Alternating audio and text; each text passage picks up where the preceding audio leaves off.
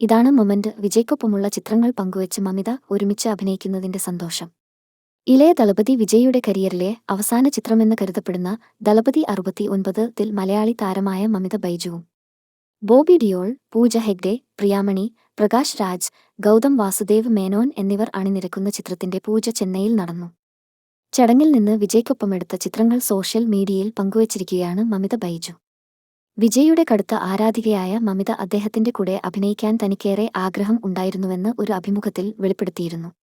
വിജയ് രാഷ്ട്രീയ പ്രവേശനം പ്രഖ്യാപിച്ച സമയത്ത് ഇനിയതിന് സാധിക്കില്ലല്ലോ എന്ന വിഷമമുണ്ടായിരുന്നുവെന്നും അപ്രതീക്ഷിതമായാണ് ദളപതി 69-ൽ അവസരം വരുന്നതെന്നും മമിത അന്ന് പറഞ്ഞു. എച്ച്. വിനോദ് ആണ് ദളപതി 69-ന്റെ സംവിധാനം. KVN പ്രൊഡക്ഷൻസിന്റെ ബാനറിൽ വെങ്കട്ട് കെ. നാരായണ ആണ് ചിത്രം നിർമ്മിക്കുന്നത്. ജഗേഷ് പളനിസ്വാമിയും ലോഹിത് NKയുമാണ് സഹനിർമ്മാതാക്കൾ. അടുത്ത വർഷം ഒക്ടോബറിൽ ചിത്രം തിയേറ്ററിൽ എത്തിയേക്കും.